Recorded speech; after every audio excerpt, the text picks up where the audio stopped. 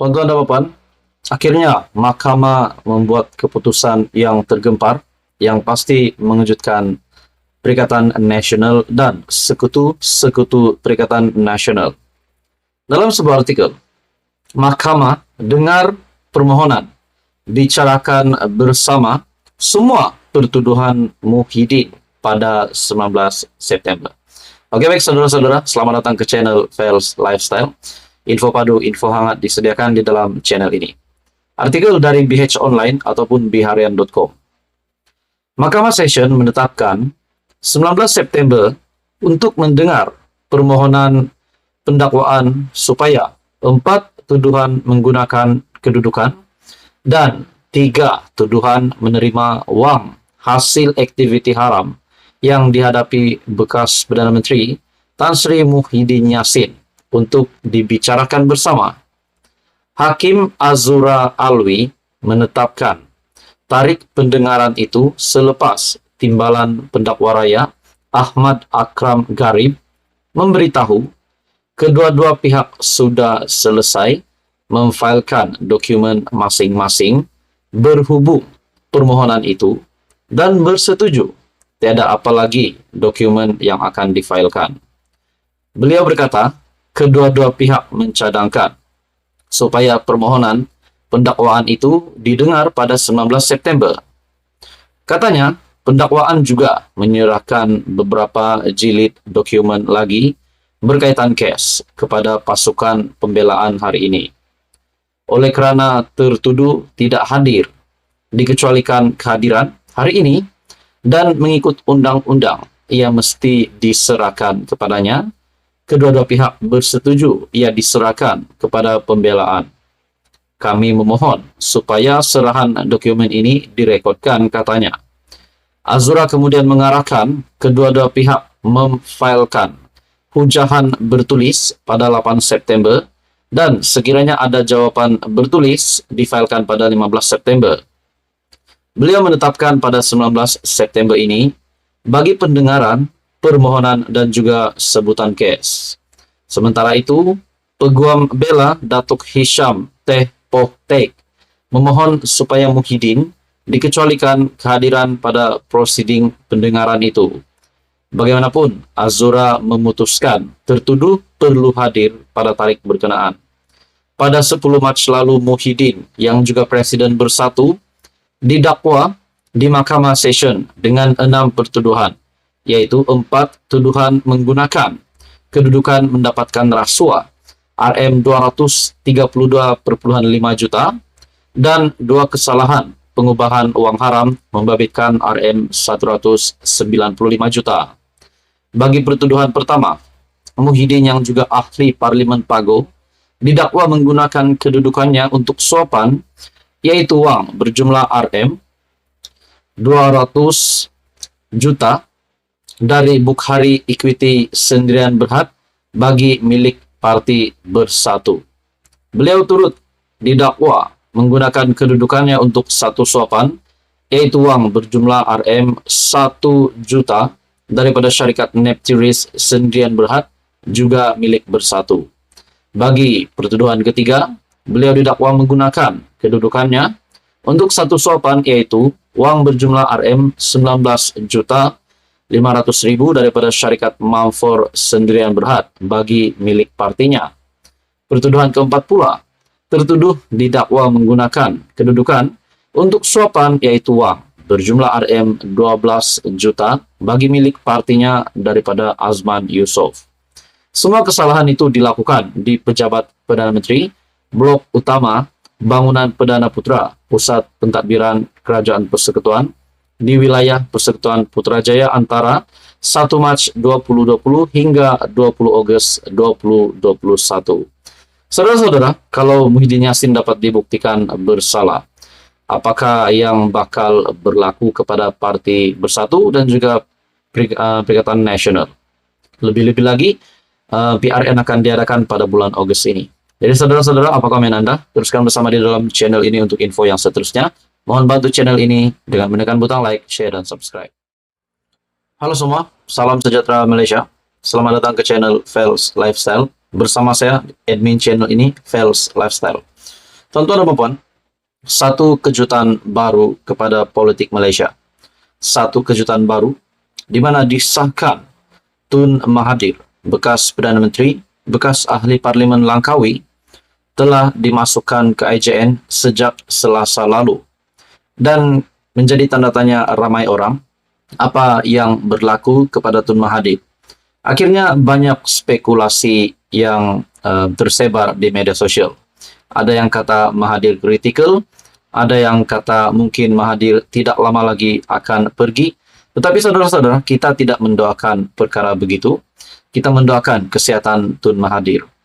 Akhirnya dalam satu laporan yang mengesahkan, di mana saya ada lihat video sebentar tadi dari Daily Motion yang menunjukkan keadaan terkini di IJN pada jam 10 pagi, Tun Mahathir belum keluar dari IJN. Nah, dalam satu artikel dari BH Online, Tun Mahathir di IJN hanya pemeriksaan biasa. Bekas Perdana Menteri Tun Dr. Mahathir Mohamad dimasukkan ke Institut Jantung Negara IJN sejak Selasa lalu dipercayai akibat jangkitan.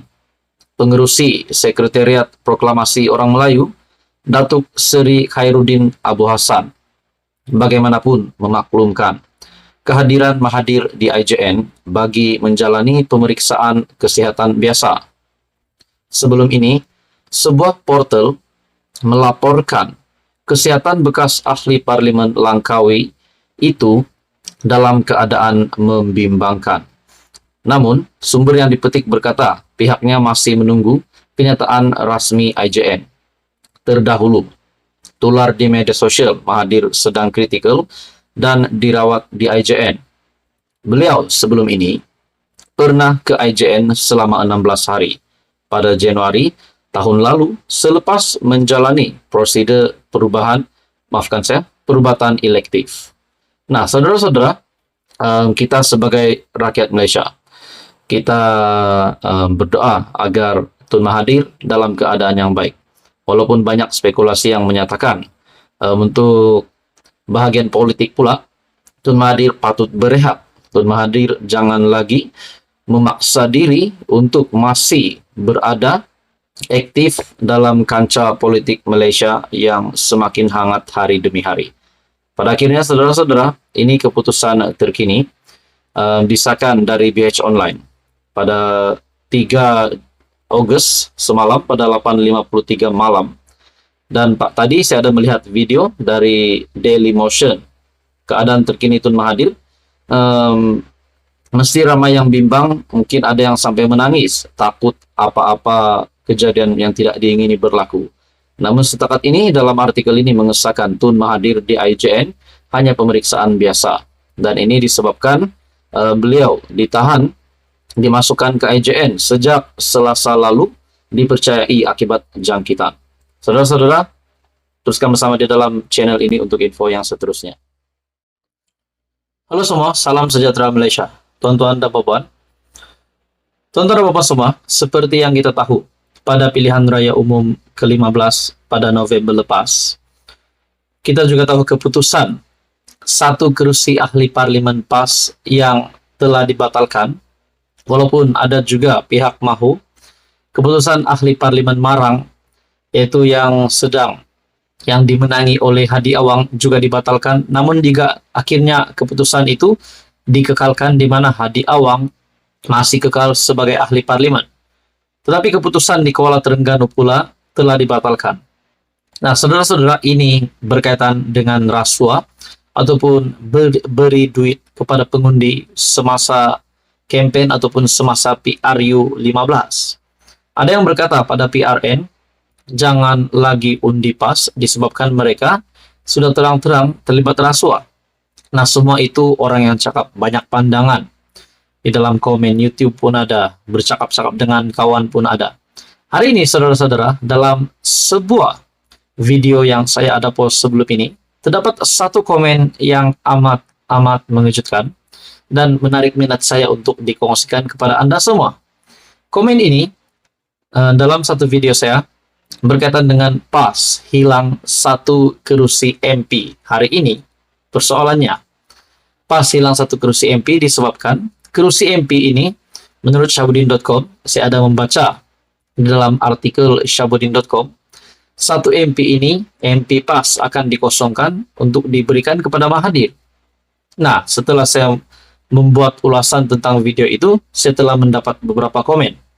Komen yang pertama, banyak lagi yang akan gugur kes rasuah beli undi. Nah, adakah ini dinyatakan kepada parti PAS oleh salah satu viewers di dalam channel ini ataupun subscriber yang telah membuat komen ini? Banyak lagi yang akan gugur kes rasuah beli undi. Nah, saudara-saudara, persoalannya, siapakah yang akan gugur? Adakah kepimpinan dari PAS? Berkaitan dengan kes rasuah, disebabkan di Kuala Terengganu pun sudah dibuktikan, di mana ahli parlimen PAS kemenangan itu telah dibatalkan di Terengganu.